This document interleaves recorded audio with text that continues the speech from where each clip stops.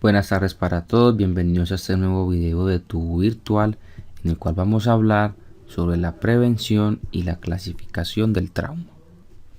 En videos pasados vimos algunos modelos que intentan explicar por qué se producía un trauma. En este video vamos a ver brevemente otro de los modelos que se usa para estos propósitos. Este es el modelo del queso Gruyère, el cual fue creado por el psicólogo británico James Reason, y vamos a tratar de explicarlo a través de esta sencilla gráfica. Para efectos prácticos, supongamos que cada uno de estos cuadrados es un pedazo de queso y cada pedazo de queso indica una barrera que impide que se produzca una lesión. Cada óvalo blanco que vemos en cada pedazo del queso sería un agujero, y este a su vez indica los errores o fallos que aumentan la posibilidad de que se produzca una lesión.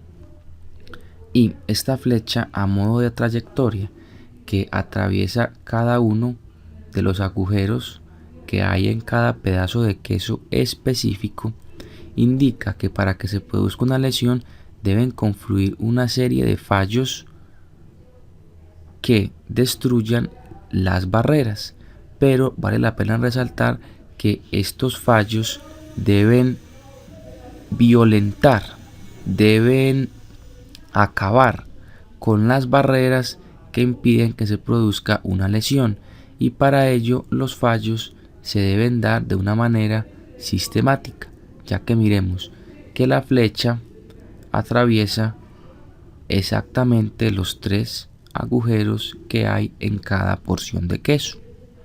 Mnemotecnia de las es para la prevención del trauma.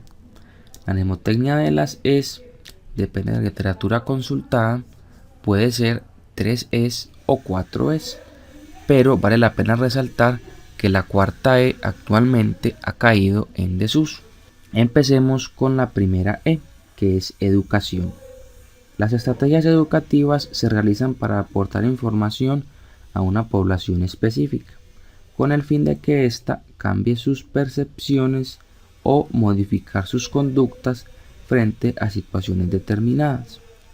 Por ejemplo, las campañas sobre el uso del cinturón de seguridad buscan concientizar a la población de su importancia y a la vez de sus consecuencias y los daños que se producirían si no se usa. Sin embargo, las estrategias educativas muchas veces no son exitosas por varias razones. No toda la población recibe la información, o las personas que la reciben no la aplican, o a veces dejan de aplicarla con el paso del tiempo. La segunda la podemos interpretar como la aplicación o el uso de la norma para exigir o prohibir ciertos comportamientos. En otras palabras, es utilizar las leyes para obligar a las personas a cumplir algunas medidas preventivas. Por ejemplo, algunos países han expedido normas, estatutos y leyes en donde, en un intento por promover la salud y prevenir las lesiones, determinan el uso obligatorio del casco y del cinturón de seguridad. Para lograr lo anterior, se hace uso de las sanciones económicas, para así obligar a la persona a cumplir estas medidas preventivas estipuladas por la ley. La tercera es la ingeniería. La ingeniería genera productos y o avances tecnológicos que aplican los principios de la prevención del trauma desde todas las áreas del conocimiento, desde la física, la matemática, la salud pública, etc. Es gracias a la ingeniería que se han desarrollado múltiples artefactos que han sido de mucha utilidad para la prevención del trauma, por ejemplo los airbags, los sistemas de detección contra incendios, el cinturón de seguridad, etc. Sin embargo, quizás la única desventaja de la ingeniería es su alto costo de implementación. Y la cuarta E, que actualmente ha caído mucho en desuso, hace referencia a los incentivos económicos. Es decir, las compañías de seguros y la industria automotriz motivaban a los usuarios de los vehículos al cumplimiento de las normas viales, de la seguridad y de conducción, a través de retribuciones económicas como descuentos o bonos. Abordaje desde la salud pública.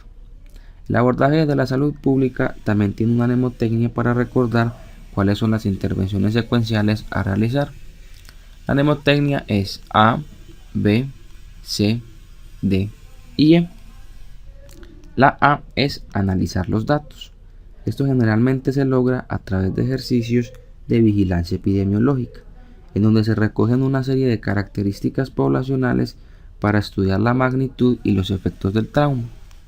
La B hace referencia a construir coaliciones sociales, es decir, construir grupos de trabajo al interior de la población, para así lograr, como dice la C, comunicar efectivamente cuál es el problema al cual se enfrenta la población estudiada, para así trazar un plan de trabajo y un plan de manejo efectivo para su prevención y o resolución. La D quiere decir desarrollar e implementar estrategias y actividades preventivas de acuerdo a las problemáticas que se han identificado previamente. Y la E quiere decir evaluar las intervenciones realizadas, buscando destacar tanto las fortalezas como buscar las debilidades para poder corregirlas. Clasificación de los traumatismos. Se clasifican de acuerdo a su intencionalidad en intencionales y no intencionales. Los intencionales son el suicidio y el homicidio, y los no intencionales son todos los eventos traumáticos que no tienen un carácter intencional, es decir, las caídas, los accidentes de tráfico, algunas intoxicaciones, etc. De esta gráfica es muy importante que analicemos lo siguiente. Notemos que las lesiones intencionales como el suicidio, el homicidio y las lesiones no intencionales, ambas combinadas representan más del 30% de los años totales de vida potencialmente perdidos por todas las muertes o discapacidades que ocurren antes de los 65 años. Nótese que la discapacidad y los años de vida perdidos generados por las lesiones intencionales y las no intencionales son incluso superior a las generadas por la enfermedad cardíaca, las anormalidades congénitas, la enfermedad hepática, la enfermedad cerebrovascular y por la diabetes mellitus. Estrategias para prevenir las lesiones no intencionales. La seguridad vehicular. En esta materia ha habido mucho avance gracias a todas las intervenciones preventivas que se han realizado en el área de la ingeniería. Por ejemplo, se han diseñado dispositivos como los cinturones de seguridad y los airbags, los cuales, como hemos mencionado a través de varios videos, han logrado disminuir la gravedad y la severidad de algunos traumas. Los cascos para motociclistas y ciclistas son una medida preventiva muy importante, ya que disminuyen la incidencia del trauma encefalocraneano, que, como vimos, las lesiones del sistema nervioso central son las que más mortalidad y discapacidad tardía generan. Los límites de velocidad buscan disminuir la incidencia de los accidentes de tráfico que se generan por excesos de velocidad. La detección y sanción de los conductores en estado de embriaguez es una medida muy importante, ya que se estima que aproximadamente el 32% de las víctimas fatales en colisiones automovilísticas se encontraban en estado de embriaguez. La prevención y sanción de conductas distractoras al manejar son muy importantes, ya que se estima que comer, fumar y hablar por celular aumenta hasta en 4 veces el riesgo de sufrir una colisión automovilística. Finalmente, se ha estudiado que la mayoría de quemaduras en niños de edades entre 1 y 4 años ocurre cuando el niño está siendo bañado y se sumerge en un agua a alta temperatura, es decir, en un agua muy caliente. Por lo tanto, se han reforzado las labores educativas para los padres y así tratar de prevenir estos eventos. Estrategias para prevenir lesiones intencionales como el suicidio.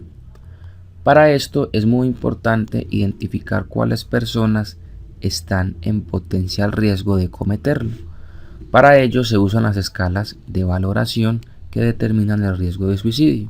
Una de las más usadas es la escala Sad Persons, que en inglés traduce personas tristes, y es una mnemotecnia que indica una serie de variables a las cuales se les asigna un puntaje específico, y una vez se suman todos los puntajes se determinan de acuerdo a cuáles son las conductas a realizar.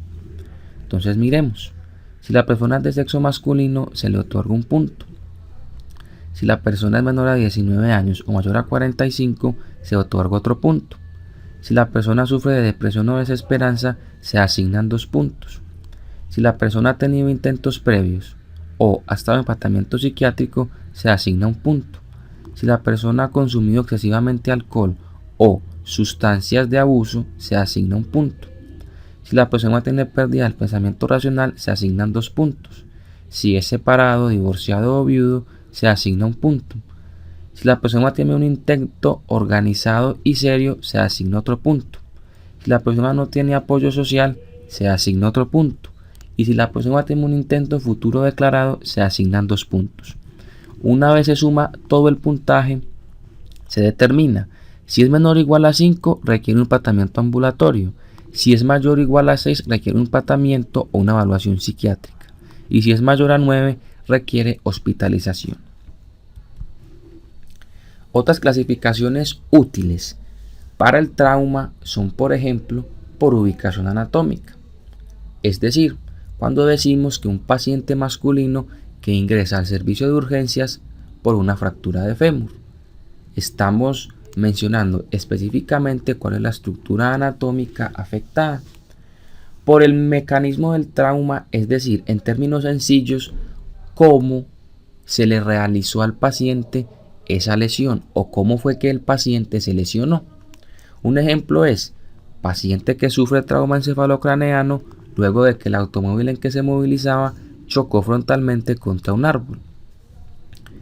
Aquí estamos diciendo específicamente cómo fue que el paciente se traumatizó. Se traumatizó porque el automóvil en que iba chocó contra un árbol. Y finalmente, de acuerdo a la severidad, se clasifican usando escalas de valoración. Por ejemplo, la escala de coma de Glasgow se usa para valorar el estado neurológico de un paciente que ha sufrido un trauma encefalocraneano. Los tipos de prevención generalmente son 3: prevención primaria, prevención secundaria y prevención terciaria. La prevención primaria se refiere a la disminución o eliminación de los riesgos potenciales que posibilitan la materialización del evento traumático. Por ejemplo, las vallas de protección en algunos sitios de recreación impiden que se produzcan enfrentamientos o riñas entre las personas que participan.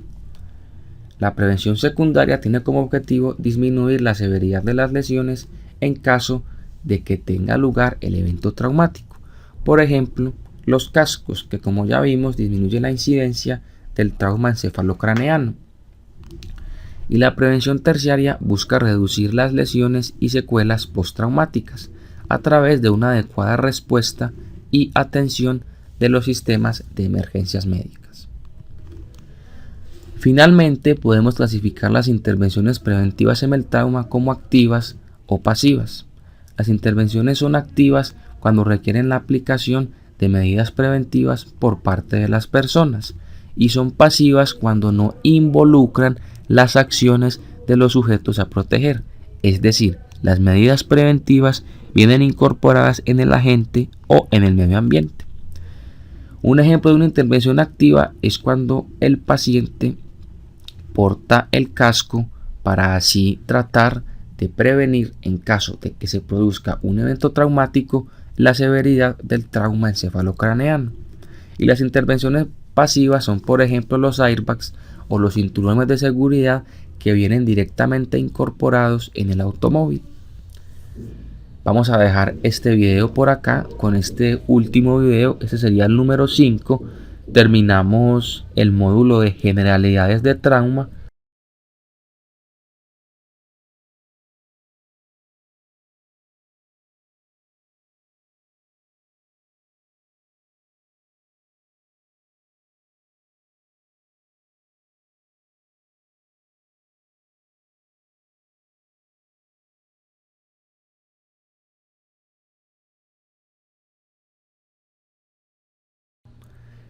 Los invitamos a que dejen sus sugerencias, sus comentarios.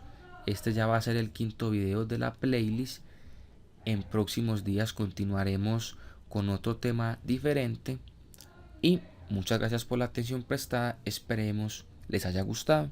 Muchas gracias.